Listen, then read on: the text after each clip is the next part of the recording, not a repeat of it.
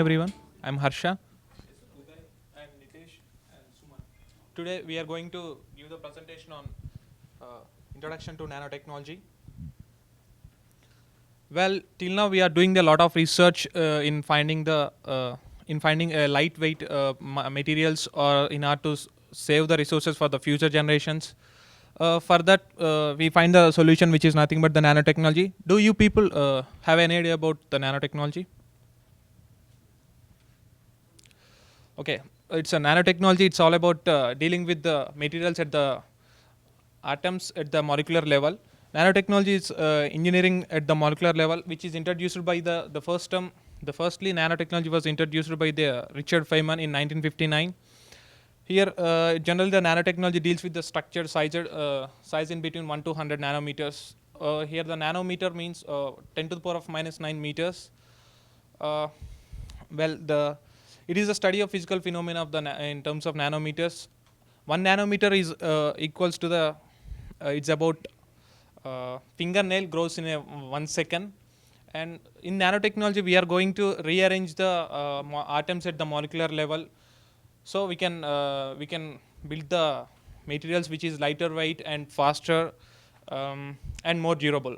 So this is the one of the best solution for the aircrafts and not only aircrafts, for the automobiles in any field.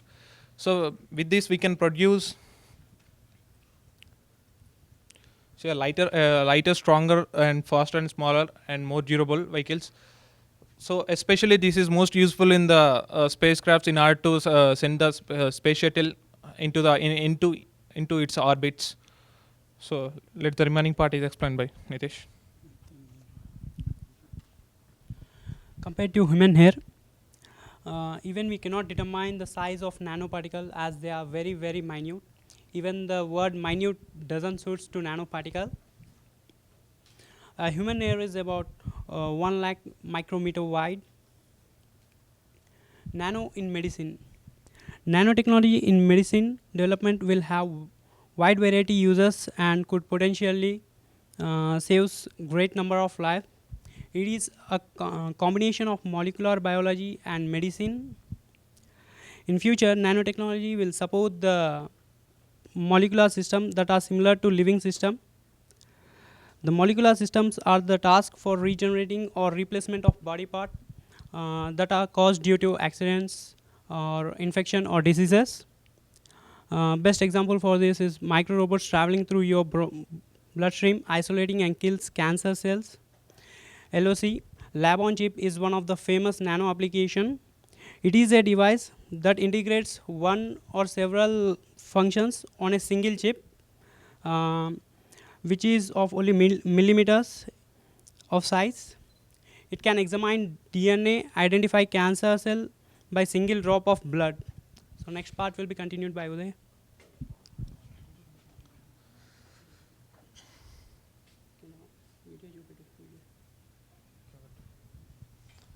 Good evening, everyone. My friends already explained about what is nanotechnology and what is the nanomedicine, and here I am going to present about the nanorobots.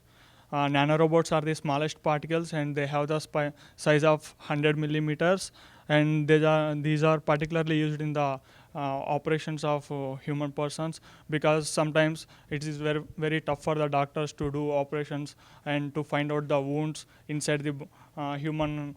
So by using this technology, they found out some wounds inside the human body, and they solve those problems. And here is a small video regarding this, and it is a just 50 seconds video.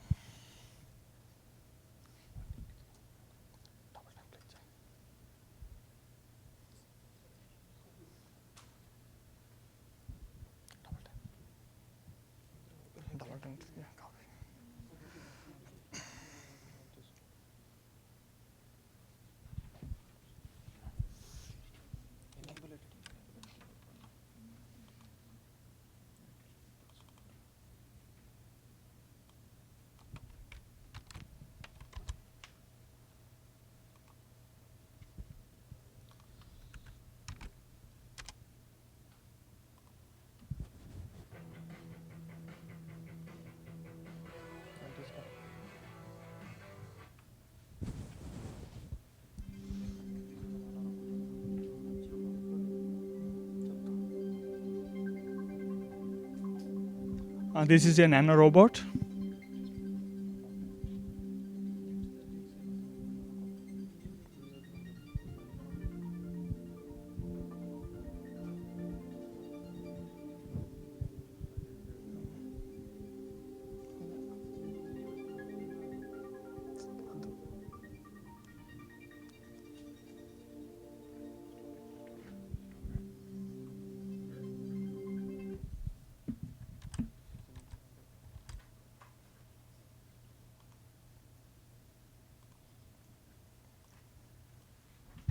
And this is a video about nanorobot, and which means it is very smaller in size, and it goes into the human body and find out the wounds inside the body, and it can also remove that wound successfully without damaging to the human part.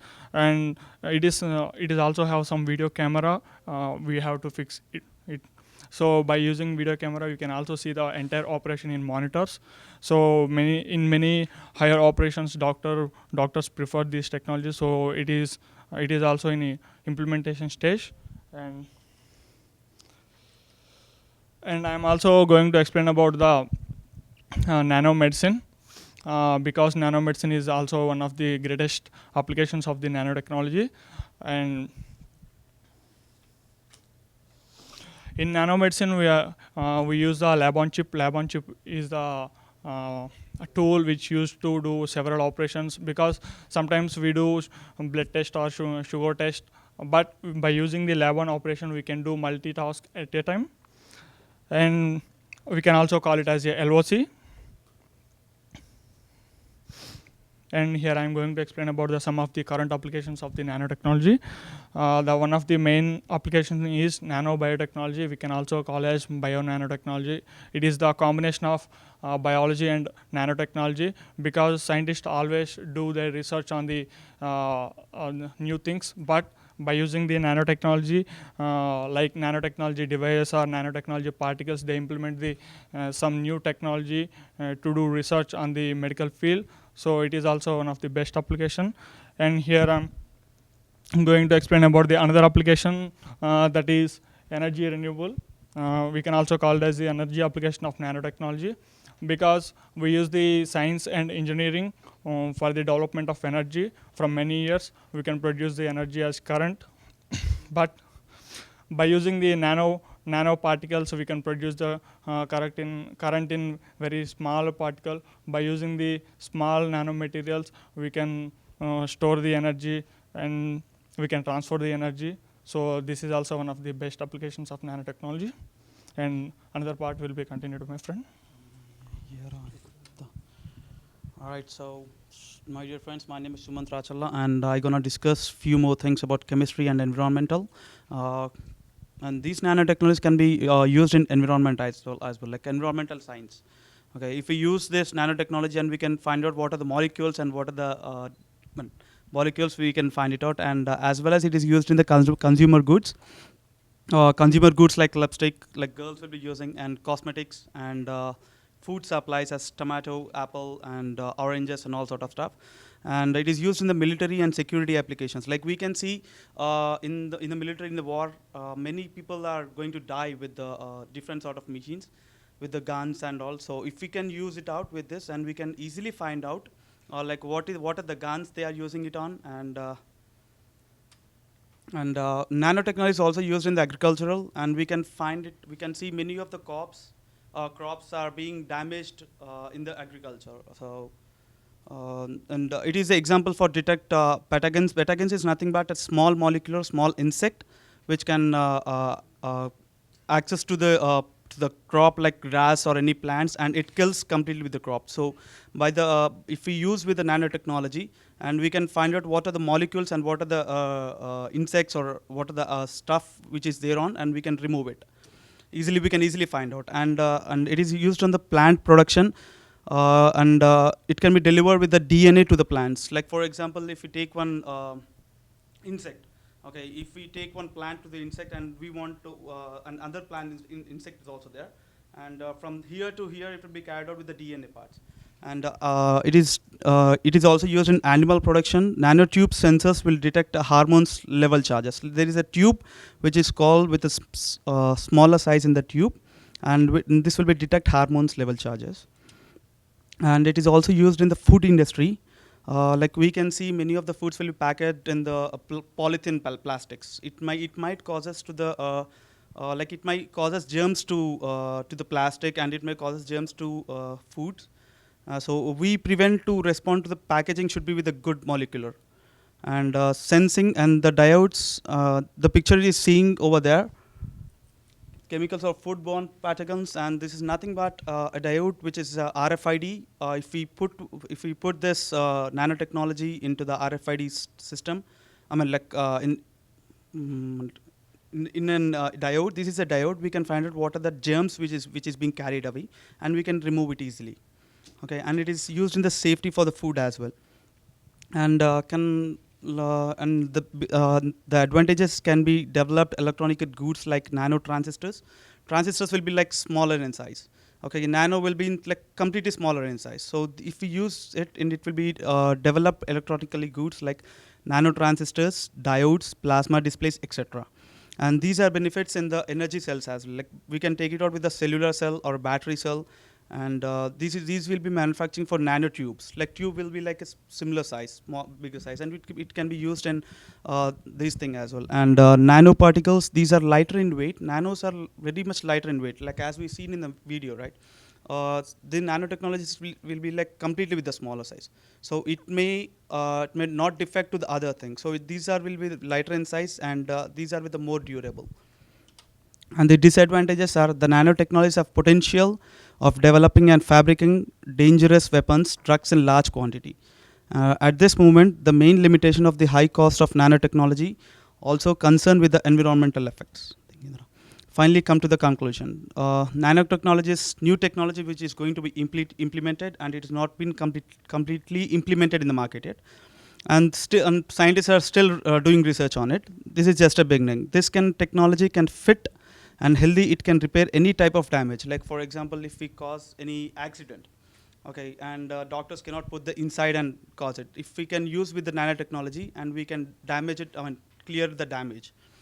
Okay, and with the help of nanorobots, same as my friend said in the videos. Next, this technology will give scientists that ability would be manipulating and combination of atoms in an object, and this will turn into lighter, stronger, and more durable than this before. Biscuit, I know. Any questions? Nano questions. Questions.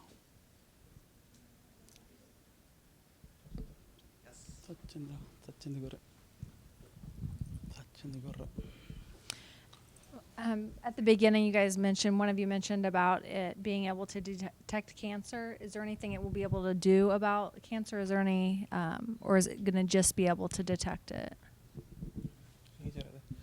We are not just detecting the cancer. We are once if we find the cancer where it means like different types of cancer, right? Lung cancer, different types of cancers, right? If we detect where the cancer is, then we can send the robo inside that.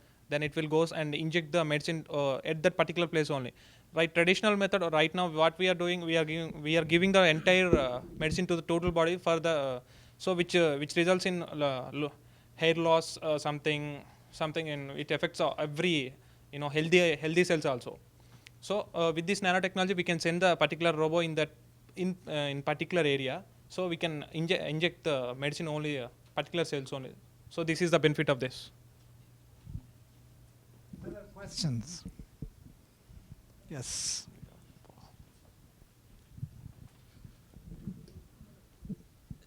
With nanobots, have they put like a kill switch on them so that if something awry happens, the doctors can essentially kill the robot, not the person?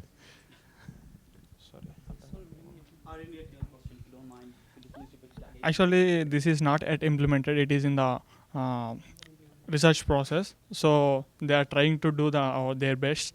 After all implementations, they will introduce into the market. You can see right now there are many operations. They are doctors using the robots, right? So it's comes in maybe in future. They are finding in the better way, and they are not prepared that item to harm the human beings. and they always just prepare that for the better. Hope for the best. Another question. Now, nanotechnology, some people say it is not good for your health.